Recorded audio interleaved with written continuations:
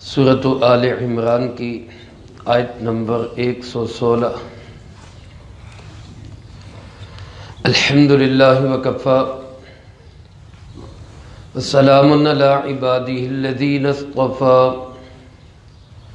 خصوصاً علی سید الرسل وخاتم الانبیاء وعلی آلہ واصحابہ الاتقیاء۔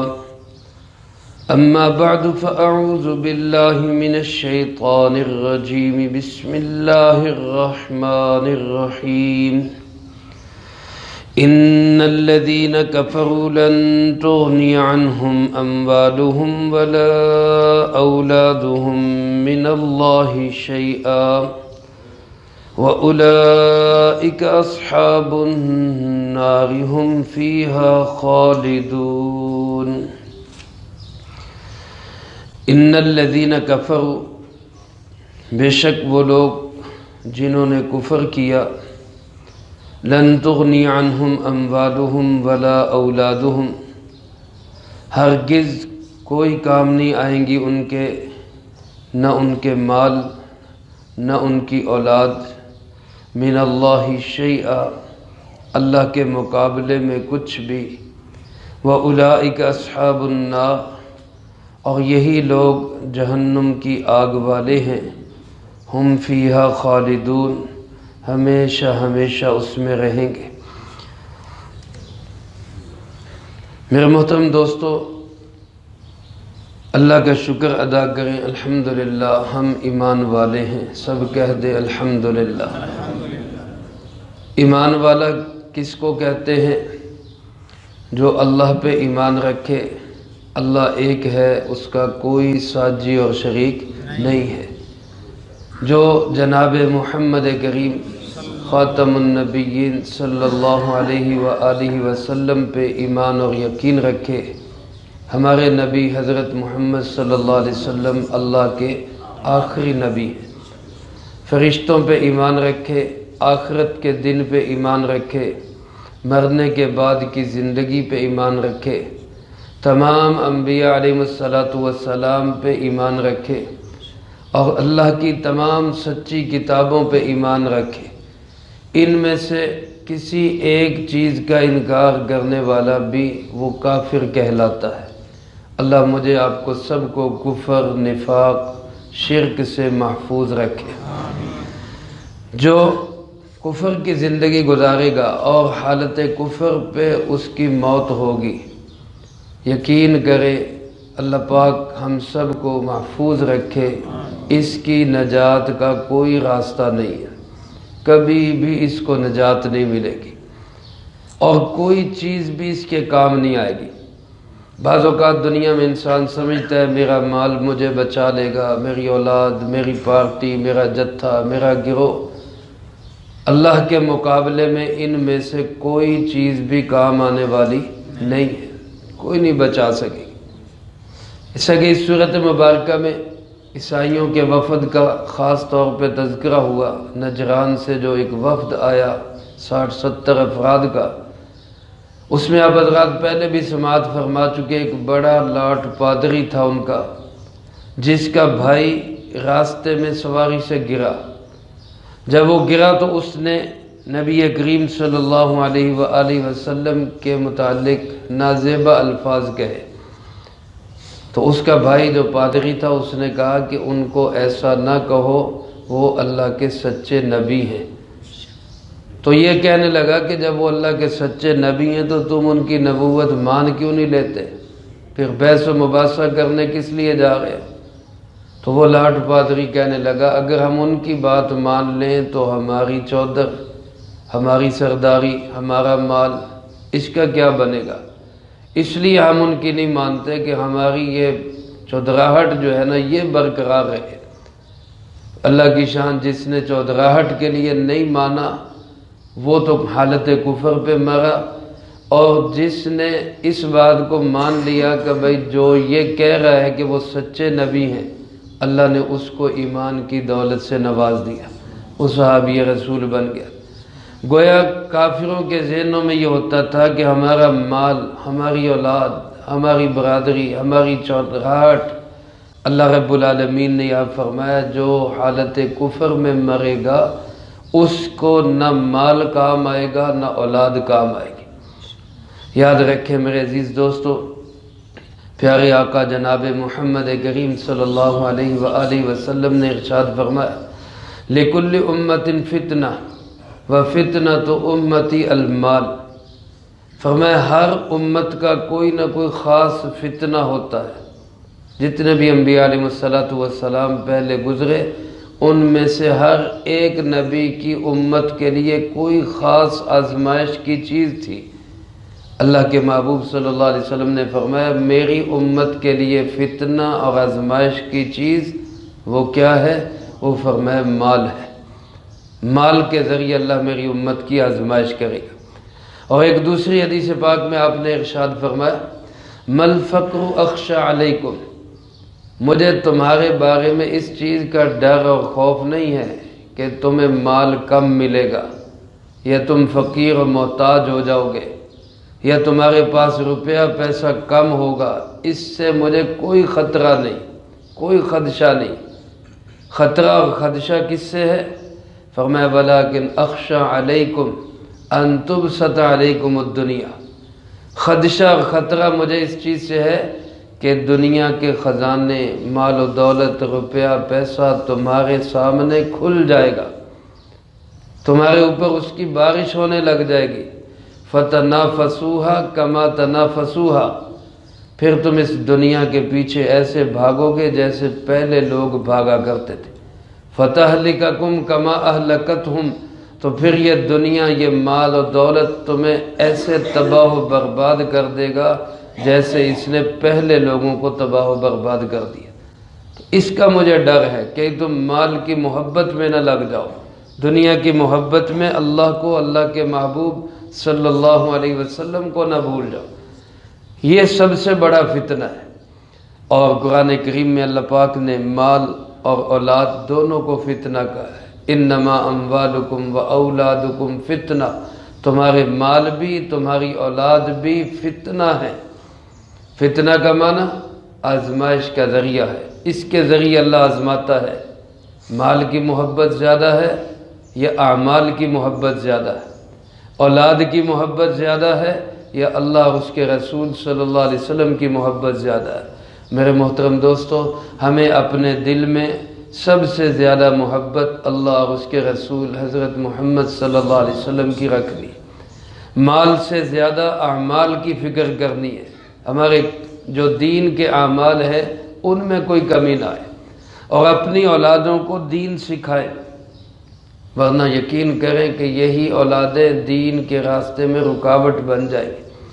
اس لیے اپنی اولادوں کو دین سکھائیں۔ ہمارے بزرگوں میں بانی پاکستان کے ساتھی اور جن کا پاکستان کے بنانے میں بہت بڑا ہاتھ اور کردار ہے، حضرت مولانا شبیر احمد عثمانی، سب کہہ دیں رحمت اللہ علیہ۔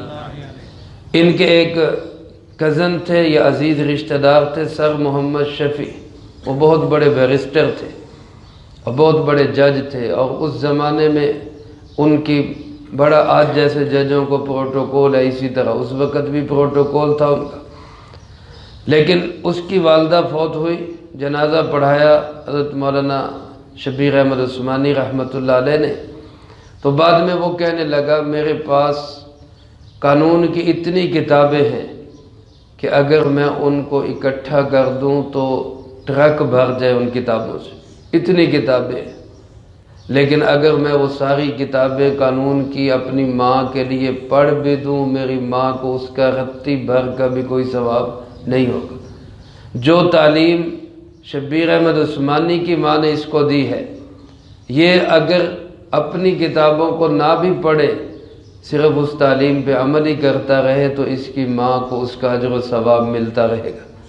میرے عزیز دوستو، آج ہم اپنی اولادوں کی فکر کریں، ان کو دین سکھائیں، دین پہ لگائیں، دین کے اعمال اور کام میں وہ لگے ہوں گے، ہم کچھ بھی نہیں کریں گے، ہمیں اللہ اپنی قبروں کے اندر اس کا اجر و ثواب نصیب فرماتا رہے گا، ورنہ یہ اولادیں ہمارے لیے بھی اور ہماری نسلوں کے لیے بھی فتنہ اور آزمائش بن جائے گی۔ اللہ ہم سب کی اس سے حفاظت فرمائے۔ اور اپنے ایمان اور اعمال کی فکر کریں، یقین کریں ایمان کے بغیر کوئی نجات کا ذریعہ نہیں۔ اللہ پاک نے سارے راستے بند کر دیے، صرف ایک راستہ نجات کا کھلا ہے، اور وہ راستہ ہے جناب محمد کریم صلی اللہ علیہ وآلہ وسلم کا راستہ۔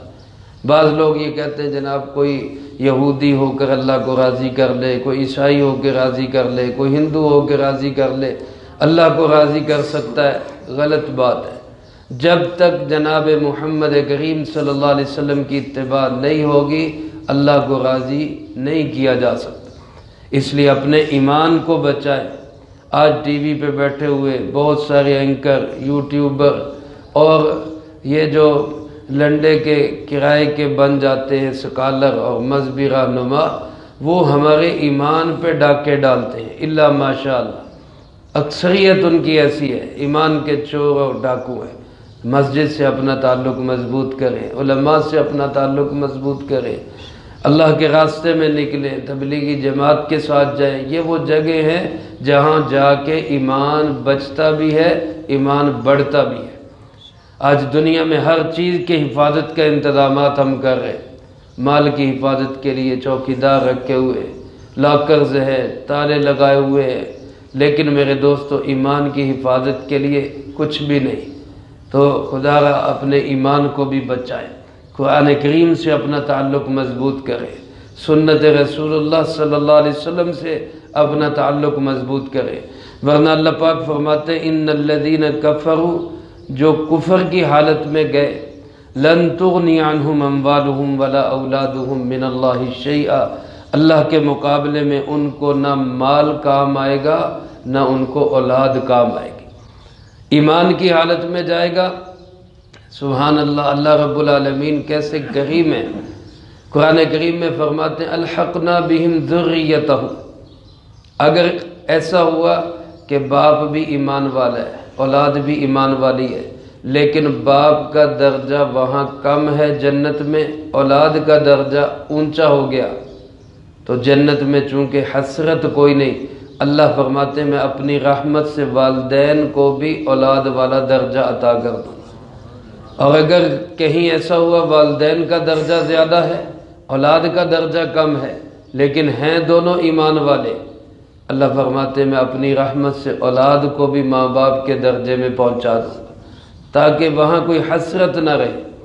تو ایمان پہ ساری چیزیں ڈیپینڈ کرتی ہیں۔ ایمان ہے اولاد بھی کام آئے گی، والدین بھی کام آئیں گے، سفارش بھی ملے گی، انبیاء علیہ السلام کی سفارش بھی ملے گی، امام الانبیاء جناب محمد مصطفیٰ صلی اللہ علیہ وآلہ وسلم کی بھی سفارش ملے گی۔ لیکن اگر ایمان نہیں ہے تو پھر یاد رکھیں کوئی بھی چیز کسی کے کام نہیں آئے گی۔ اور اللہ پاک فرماتے ہیں اولئک اصحاب النار، یہی جہنمی لوگ ہیں، ہمیشہ ہمیشہ اس میں رہیں گے، کبھی نجات نہیں ملے گی۔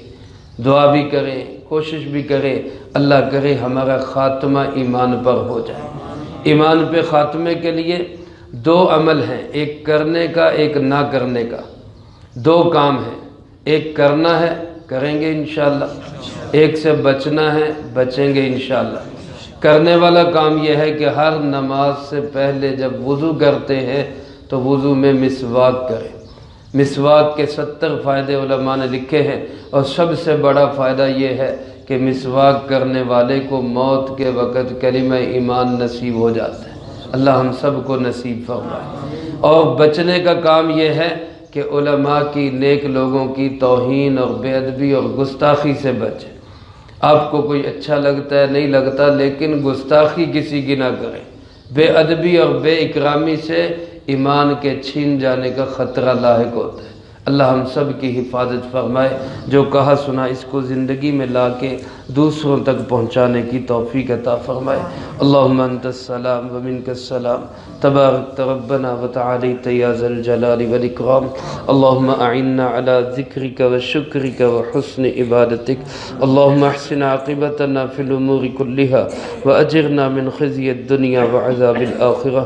اللہم واقیتا کواقیت الولید، اللهم استر عوراتنا وآمن روعاتنا اللهم إنا نجعلك في نحورهم ونعوذ بك من شرورهم اللهم اكفنا بحلالك عن حرامك وأغننا بفضلك عمن سواك اے مولا کریم یا اللہ پاک پوری دنیا کے تمام مسلمانوں کی حفاظت فرما اللہ امت مسلمہ کے ایمان کی حفاظت فرما مولا کریم یا اللہ پاک ہمارے فلسطینی مسلمان بہنوں بھائیوں کی مدد و نصرت فرما اے اللہ مجاہدین غزہ کی بھرپور مدد و نصرت فرما اے اللہ امت مسلمہ کے حکمرانوں کو غیرت حمیت نصیب فرما شجاعت دلیری اور بہادری نصیب فرما اللہ اپنے ان مسلمان بے بس لاچار و مجبور بہن بھائیوں کا ساتھ دینے کی توفیق نصیب فرما اللہ امت مسلمہ کو اپنے ان مسلمان بھائیوں کے ساتھ کھڑے ہونے کی توفیق نصیب فرما